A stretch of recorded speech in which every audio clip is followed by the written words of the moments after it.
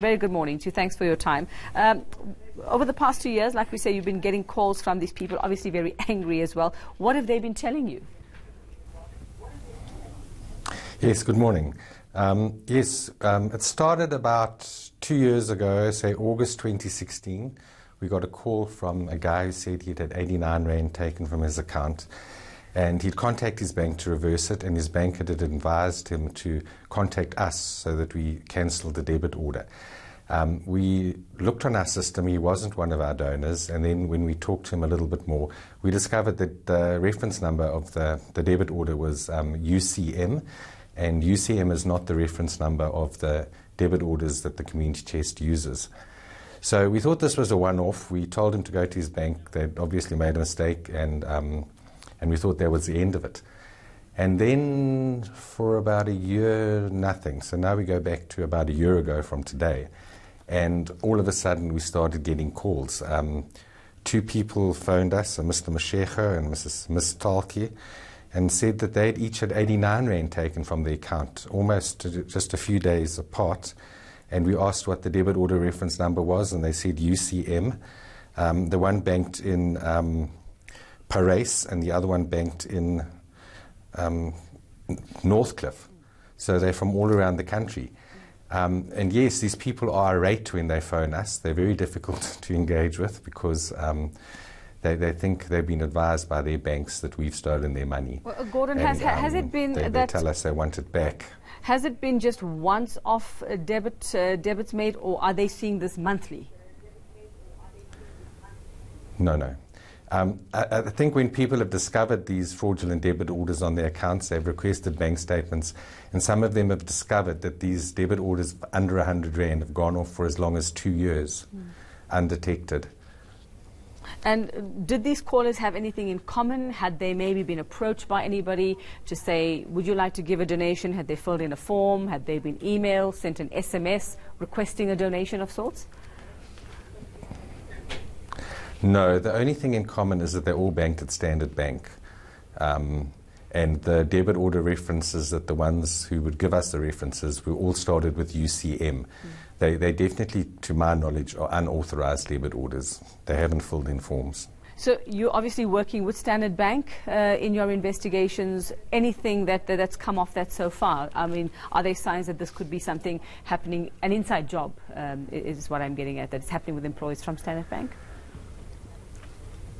Well, we don't know. We only have the reluctant donors' word that they've spoken to their branch.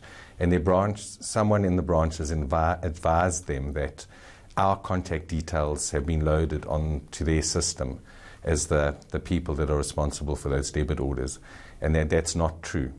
While we do run debit orders, we don't use those references. So it seems like it's almost on some main computer, and the same incorrect information is being given out to anyone who queries it. So you yourself have not dealt with Standard Bank, seeing as they're all banked with Standard Bank in your investigations in 2 years now? I have. Just about 2 weeks ago, someone phoned us, and this guy was maybe not as cross as the others, and he actually gave us the information that we needed for us to approach Standard Bank, and I contacted the fraud line. And I gave them the details that they needed, and they said that they'll get back to me once they've investigated it. Okay, well, I suppose this is not the first time we've heard about incidents like this, Gordon, but I mean, for a reference to be used for a charity like yourself, that's been the unusual part. Just for people out there who know, if you do ask for a donation, if you are needing money, how does Community Chest go about that so that they know that this is the right cause and the money is going where you say it is? Okay, we accept donations almost in any form, obviously EFTs. We do debit orders. Debit orders form part of our individual and workplace giving campaigns, but we have a very rigorous bank pre-approved debit order form that they need to sign, and we have to keep a copy of that. And if people have a debit order that they want to cancel with us, obviously they're free to cancel that. That's how we work.